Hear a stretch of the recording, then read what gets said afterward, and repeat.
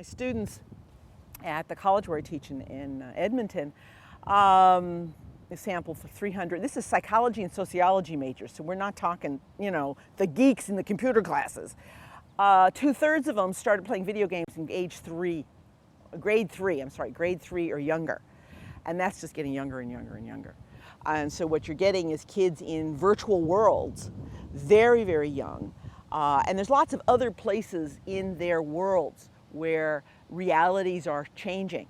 So you get teddy bears that learn what you're saying and respond to what you're saying. And if there's another teddy bear like that in the room, they spontaneously start singing. For a 3-year-old, the notion of mechanical realities and real reality and dream realities start to overlap. And so what happens with gamers is they begin to recognize, hey, this is a dream. And as we were saying earlier, as we move more and more deeply into virtual reality, and that's the only direction it's going, there's just so much application, just huge application. And the gaming, so it went from 2D to 3D, as it becomes more immersive, and right now it hasn't been very good. I think that we're going to have more and more virtual reality. I don't think there's any doubt about that. And that as more and more people who start earlier in experiences of virtual reality, especially video gaming, but it'll, there's all kinds of other ways in which we'll have our virtual office overlaying our real office as we're working. We're having our screen here as a flip up on our glasses. As more of that happens, realities are overlapping. We're going to get better in these sort of shifting our spatial orientations. We're going to see this translate into sleep, which, well, it should. And there's going to be this awareness, and that's to me, and it's classic Buddhism. Consciousness is growing. I mean, that's one of the reasons the Buddhists talk about in their 8 yogas, that one of the steps is to know you're dreaming while you're dreaming, and then to know you're sleeping while you're sleeping, is this expansion. And I think that nature, as much as my friends would say this is not a nature statement, but I think nature and the whole development of technology and the way in which people take to it, like a fish to water, is a natural desire for these states. And I do think they'll emerge out of that, and they are emerging. It's very preliminary now. I have some data. The Lucid Dreaming data is probably some of the strongest. I've looked at some other stuff. The flow stuff is very, very strong. But it's just beginning, and that's because we just now have kids who are 25 to 30 who have been gaming or had cell phones or whatever since they were 10 years old or 7 years old. And that, as well as I do, in the technology years, in 2 years, the gaming systems are going to be, a whole lot different. The cell phones, with the one with the Apple that just came out, it's just redefining, and it's happening so fast, so fast, so fast.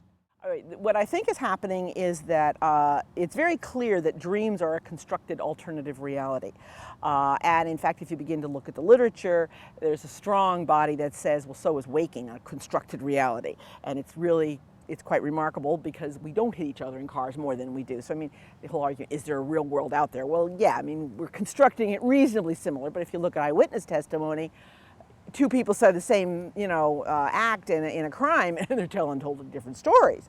So we know that there's a lot of fallibility in these constructions, but dreaming is a constructed reality without sensory input. Okay, it's self-generated in the brain. Now, what happens with another constructed reality is virtual reality.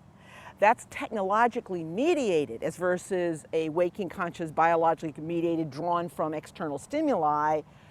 Dreaming, totally internally generating. So even if you know it's a dream, you still will say, that mountain still is very high. If you fall down, it still hurts. It has that texture of reality. In fact, some have talked about the hyper reality of it.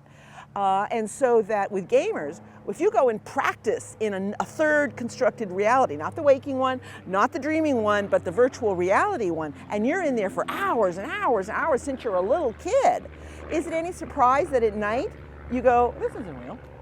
Either if it's oddities that cue you up or whatever it is, it's something, and it's not remarkable, but you recognize that. So I think there's that element. And the other thing that you get when you're in virtual realities is that you acquire a spatial skill. I'll never forget the first time when I went downstairs, my son had just gotten Halo 3 and he was online with one of his friends, and he was alone in the basement because he had the headphones on. and he's playing Halo, and I remember him screaming, "Eric, he's over to the right, he's behind me!" You know, Eric was not in the room, but they were in this third representational space, together, fighting somebody. My point is they get into these states that also we found highly predictive of lucid dreaming is long-term meditation. And doesn't have to be long-term, just the regular practice, which is a focused attention, you know, and so you would expect that as well.